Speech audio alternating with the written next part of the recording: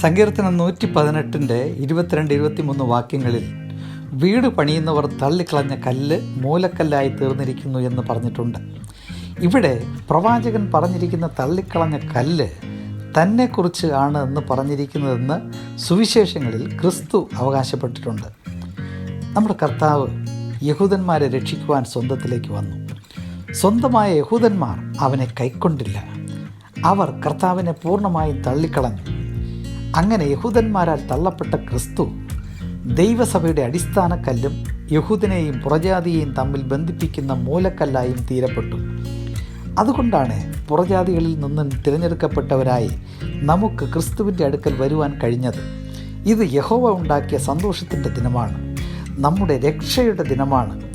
ഇന്ന് നമുക്ക് രക്ഷകനായി തീർന്ന യഹൂദന്മാരാൽ തള്ളപ്പെട്ട കർത്താവിനെ പൂർണ്ണ ആത്മാവോടും പൂർണ്ണ ശക്തിയോടും പൂർണ്ണ മനസ്സോടും കൂടെ